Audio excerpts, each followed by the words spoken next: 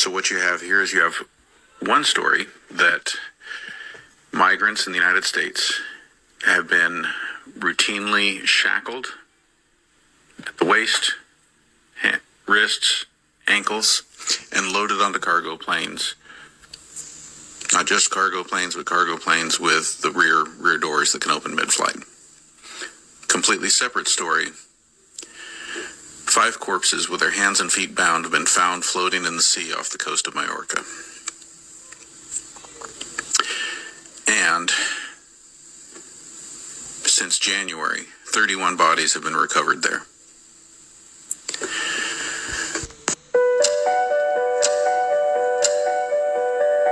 These aren't commercial flights. They're military-style planes with no windows, metal floors, and a rear ramp that can open mid-air. The U.S. uses private contractors like Global X to run these flights. I've got questions. I'd like to know why we are seeing these examples of ICE detainees being loaded specifically on cargo planes that have the kind of ramps that can be opened during flight. Clutch those pearls, folks, because not only is there fuckery about, this stuff is truly fucked up. We're going to talk about 2 things. The second one I'm going to talk about is RFK's wearable tech. The first one I want to talk about is the fact that people are being disappeared out of the American system. Now, I'm still digging into this. However, there are multiple reports across multiple platforms that there have been American citizens swept up in the ICE raids. Now, we know this. Now, here's where the problem lies. These people are going and they're being like, hey, I'm an American citizen. And ICE is turning around and being like, no, you're not. You're not in the system. Driver's licenses gone. Social security numbers gone. Work records gone. And when their families are showing up with these documents, they're being accused of forging the documents.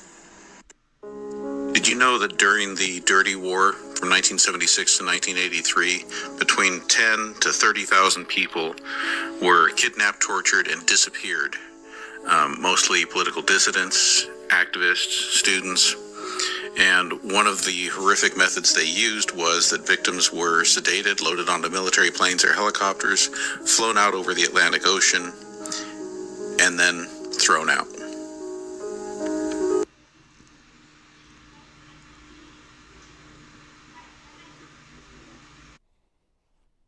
Shalom. I'd like to start out by giving all glory, praise, and honor to Yahweh Bahasham, Yahweh Shai Bahasham, Rakak Wadash. Double honors to the elders and apostles of the Great Millstone, and Shalom to the elect of Israel. This is the Mayim in Atlanta, and just saw some clips there from GMS Inspiration of the Almighty. Brother out there on the West Coast, I think he's in LA, and it's showing the Northern Kingdom in this time of trouble that they're in. And you could tell Esau has completely targeted the Northern Kingdom being the so-called Latinos and Native Americans, and they're going after them hard to get them out of this country, even though they used to roam free on this land because it was their land, and this devil has taken it and he's claimed it for himself. And they used us, the Israelites, to build up this place, but now they're done with us and basically tossing us away, and literally, because it's seeming like we're being thrown out of airplanes into the middle of the ocean, literally just tossing us out. And so we've got all this going on. We saw it. They started by saying they're just going after the bad criminals and all that, and now they're just going after regular workers, even migrant farmers and certain workers that are very essential to keeping this country running, which this all doesn't make sense on their part, because who's going to work these jobs that especially Issachar has taken on?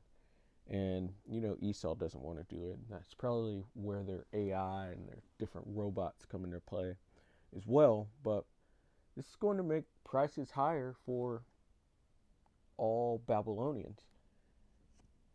And it's going to hurt these Babylonians in the long term, but they're not done. They're starting, as the brothers say, starting with, or Northern Kingdom gets it first, and Judah gets it worst.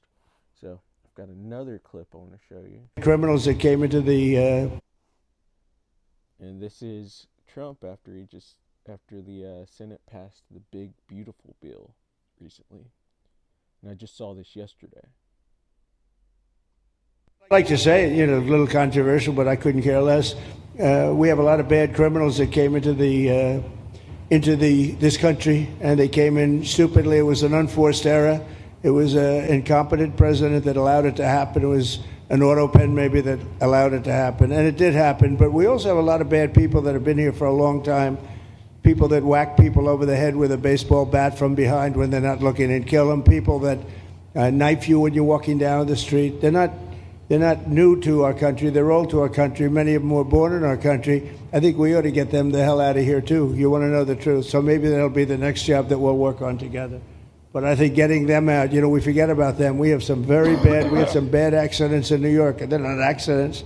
I like to say. He said they're not new to this country. They're old to this country.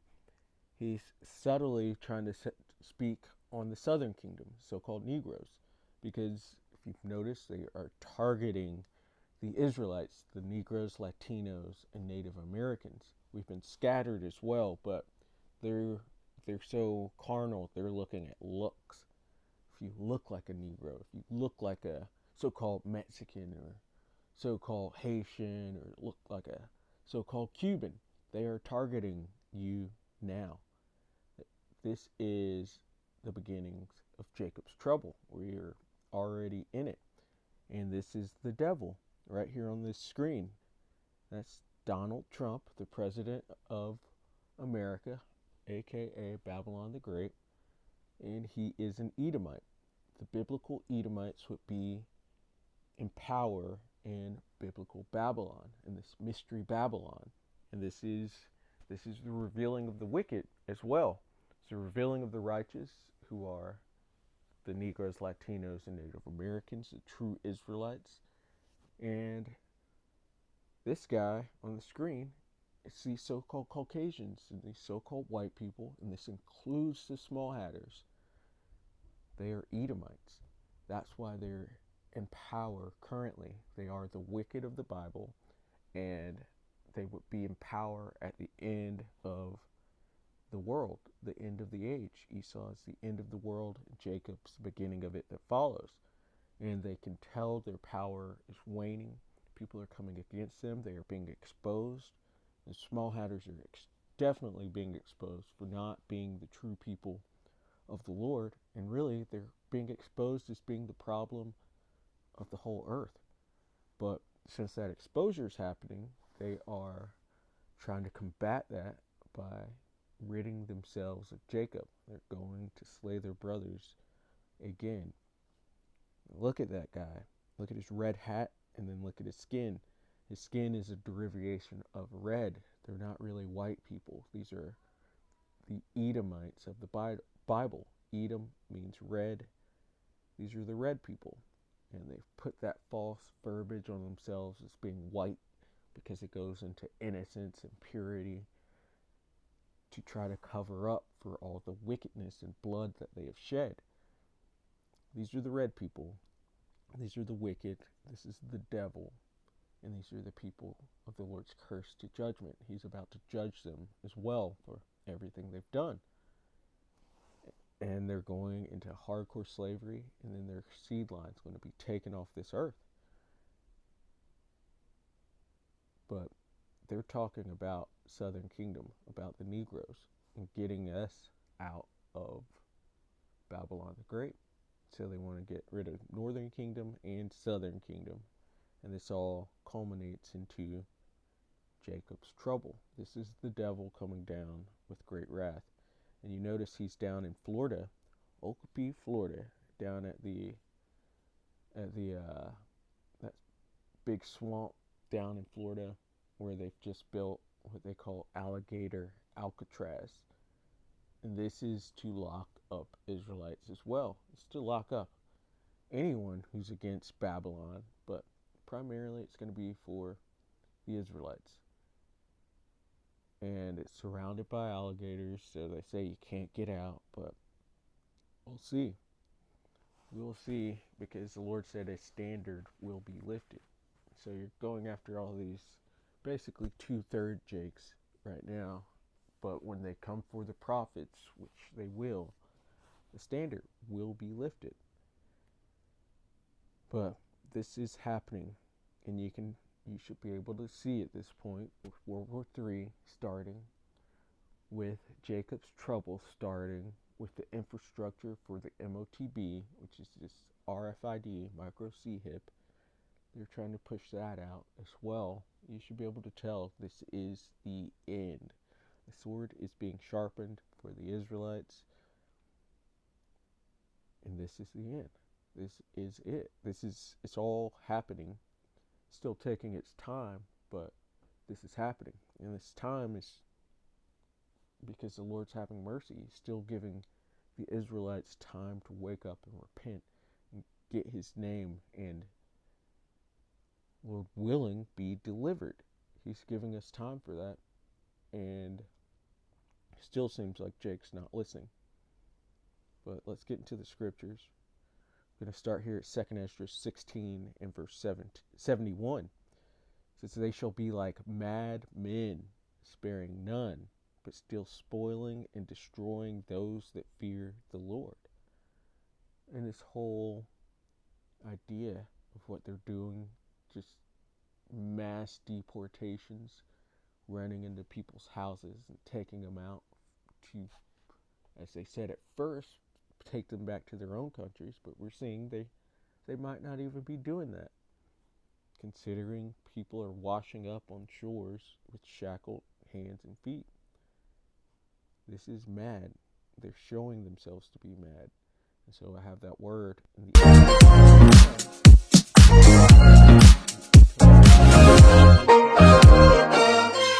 insane. And that's who we have ruling this world, madmen.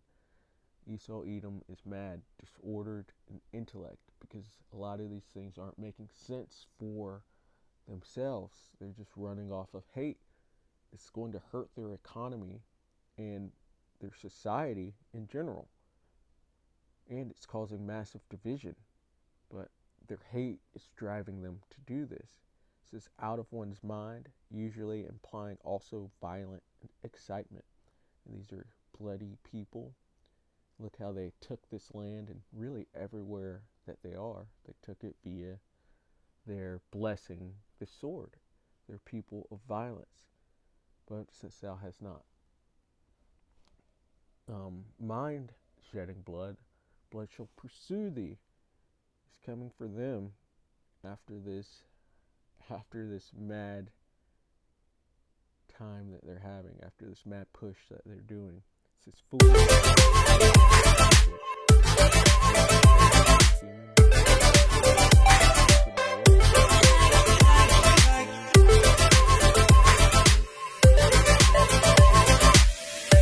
Normal, foolish, vain, boastful, and they are boastful.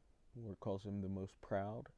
This is vanity, which is coming to nothing, because this is the end of their blessing. They have a set time of rulership, and there's nothing they can do to keep it going, but in their madness, they are still going.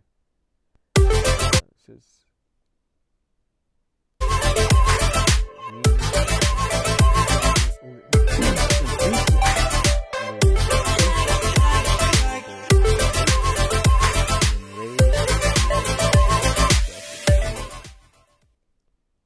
devil has come down with great wrath, seeing he hath but a short time. But yeah, let's go back to that. 2 Ezra 16 and 71. They shall be like madmen, sparing none, but still spoiling and destroying those that fear the Lord. Those that fear the Lord are the Israelites. For they shall waste and take away their goods and cast them out of their houses. They've been running into people's houses and taking them out of there. They've been running into people's jobs and removing them from there. Even it's getting to regular citizens now.